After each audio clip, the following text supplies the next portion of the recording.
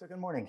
Just a quick background on myself before we get in. My PhD is in artificial intelligence, and I spend most of my time doing business analysis for aircraft sustainment, trying to decide what should we invest in, what shouldn't we invest in, how we should be able to take a look at the operation of aircraft from a sustainment perspective across the life cycle, and where we should be focusing some of our efforts, and not necessarily just investments, but how should we do improvements, and how do they result in improving the capabilities of where we're trying to go. And I'll get to some details on that in a minute. I also deal with importing and distribution businesses outside of aircraft sustainment. So it's a different aspect of being able to take a look at the product life cycle type of thing. So obviously the concept of digital twin is normally considered a physical model of an aircraft, a ship, or a manufacturing facility. So this is sort of the beginning of the aspects that need to be addressed. And taking a look at a lot of the research that's being done, it's really focused much more on the front end of the life cycle as compared to the sustainment portion. And that's some of the areas that we've been taking a look at, trying to expand and explore, because there's a lot of value there. So when I say there's a lot of value there, this is a normal acquisition program, typically a defense acquisition or government type acquisition program, where of the life cycle, it's much less expensive to purchase the asset than it is to operate the asset. So the idea of saying that the real value in terms of cost savings is in the sustainment portion of the life cycle. So if you want to reduce costs or reduce the idea of his 30 plus years of life, you can do a little bit in the acquisition phase. But of course, it'd be better if you design the acquisition phase with the operating and the life cycle cost, which is where the sustainment perspective comes into play. So if you take a look across the different platforms, again, this is a little bit more military focused because the metrics are available. Obviously, it very much applies to aviation and commercial products. But the idea of saying, okay, when it comes to helicopters, 70% of the operational, 70% of the life cycle cost is the operation and sustainment of it, as compared to less than 30% for the acquisition. So the same thing with aircraft, as well as some transports. So cargo aircraft could be closer to what might be able to be done in the commercial aviation world, but obviously that's a little bit more dependent on how it's being operated. So normally you would take a look and say, our digital twin, a replica of the physical product, the requirements and certifications for its flight worthiness. So many times you go through and you take, all right, if we're going to design the actual aircraft, model it, and determine when things might fail. So doing predictive maintenance of these machines is very important. So now at least you can say, okay, we at least have the ability to say, instead of doing a mean time between failures, that the factory says this part should last 500 hours plus or minus a certain amount, we can use the digital twin to be able to do this.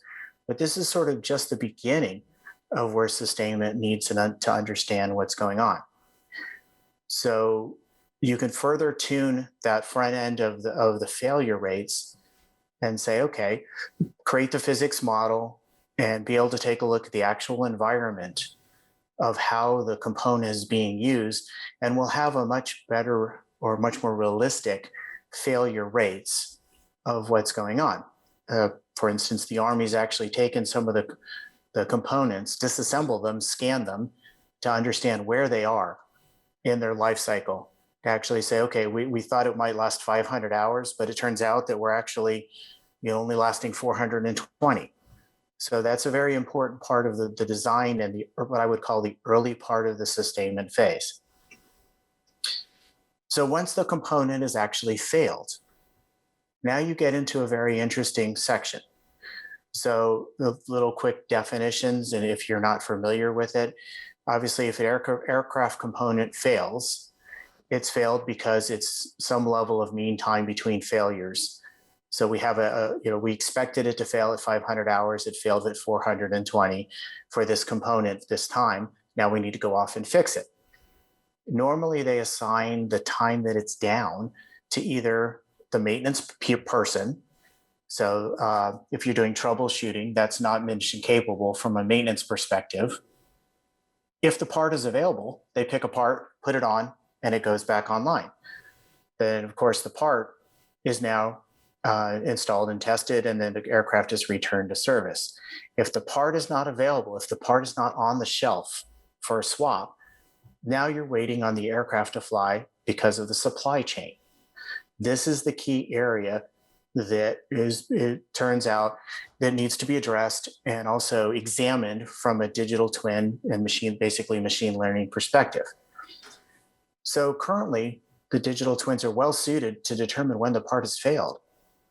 But normally it's not modeled what happens after the part has failed. So what happens when it's pulled from the aircraft until it's actually put back on the shelf? That's really what we're talking about. How is this done today? Normally you would take a time to repair and actually say, we're going to predict based upon history, based upon other aspects, that we're going to say 60 days or 90 days from when the part is taken off the aircraft to when it's put back on the shelf. How is that done? Well, that's based on historical data. So part of the reason why this is important is we say, okay, it's 60 days plus or minus 10. Well, is it plus or minus 10, plus or minus 20? We can take a look at some of the aspects that are going on, and what happened in the past may be a steady state type environment, meaning that the repair facilities are able to handle this. The part comes in, they fix it in the 3 days or 4 days that were required, and then it's returned to service immediately. But what happens when the supply chain becomes bogged down because they can't handle the capacity, or certain places begin to falter, either the transport or the repair times? You start taking a look at different deviations of the repair capacity. So the goal, of course, is to have a very small standard deviation so that we can sort of guarantee it'll take so many days to return parts to service based on how many parts we think are going to fail this year. The answer is we can keep the aircrafts flying, in our perspective, more often. So that's the ultimate goal, is to get the part on the shelf so we can keep the aircraft flying. If that doesn't happen because we start becoming, our standard deviations become wide, or we start becoming outliers because of something else driving the equation, this is where we become concerned as we start, especially if we start talking fleets of 1,000, 2,000, 3,000 aircraft. It becomes very difficult to contain these problems without understanding what's going on. The second question becomes, if you begin to run into issues within the supply chain, let's say, for instance, the materials that they need begins to back up, or that a repair station takes longer than expected, and now that they can only handle so many parts per day, but we're delivering more parts than they can repair, it's possible that we no longer have a standard deviation. So how is that handled in terms of the modeling perspective? So these are some of the things we wanted to be able to take a look and be able to take into consideration, because it's just as important on what we do with the part after it's pulled to put it back on the shelf, because we basically only have two choices in the life cycle. One is to buy more parts so that we have extra spares waiting, or the second one is to reduce the time to return the part to service to get it back onto the shelf. Now, when it comes to the contracts and the incentive fees that aircraft companies are done, and the government contracts and some of the commercial contracts to do that, it becomes a very interesting balance. But it's this balance that becomes part of the business value that we need to take a look at. So the general process is you take the failed part, then you transit it to a repair facility, you induct it into that facility, then you begin to schedule it into the various repair locations from 1 to N. Once those have completed in linear order, the part is verified, validated, packaged, and shipped back to where it needs to be, put it back on the shelf. So this process is what when generally described from a theoretical perspective is that 60 to 90 days from beginning to end. But how do you actually take a look at that and analyze it? So if we actually said, all right, let's start running some simulations, and we say if we had 500 parts, did a 1-year analysis, and there was no backlog, if we were able to keep up with capacity, the simulation says we should be able to get that number to 24 days. So the part comes off, it's returned in 24 days. So based on that number, we can then predict how many spares we need based on how many flight hours we're going to do. So that becomes sort of a baseline. But then what happens is if you actually start to backlog, the numbers start rising. So each of the different components, and we put together this simulation on purpose, the way it was set up, so that you actually can see the backlog in terms of the item numbers. But the idea there is as you continue to exceed certain stations, that the backlog gets worse on any given scenario that we run. The idea is, of course, when we can run machine learning algorithms to determine the right balance. Do we improve this station? Do we improve that station? Or do we improve certain things like the transit that we have back and forth? Normally, if someone were to say, oh no, we're going to run into this backlog, we're going to do this problem, the easy answer is fly less hours. So that is the standard way to actually solve this problem in the past. But it still creates a backlog, as you can kind of see by the growing trend at the top. But the average, repair time has dropped a little bit, on average approximately 2 days, but that's not always the answer to the problem. Certainly you can fly less, you can perform less, you can do less activities, but then of course you've got a less capable fleet. It's not always the right perspective. So obviously looking at the distribution and understanding where everything is going is a very key portion of what's happening into this environment. So is this distribution normal? Probably not. It's more of a skewed distribution. So taking a look at this and then feeding this back into our machine learning algorithms and determining which station of the 1 to n, in this particular case, we actually ran a thing for 10 different stations. Which one do we need to add capacity to? Which one will get us either returning it to a normal distribution and reducing our standard deviation? It's not across the board. How do we reduce from 60 or 90 days down, in this case, 35 to 30 type approaches? It's how do we get down to the right problem to solve in terms of what's going on? So as the system becomes saturated, you start to see a very, very wide deviation, and we start leaving normal distributions into a skewed type distribution. At some point, the system requires that you obviously break it apart and do other things to it. In this case, we run it so that each of the stations become fully saturated. In this case, the only real solution at this particular point is to add a full repair depot to overlay on top of what's going on to handle the additional capacity. So the idea of saying, okay, when we start out with it and say, all right, as we become a little bit saturated, we can take station 14 and we need to put 2 people on that station, and then we can handle a new capacity.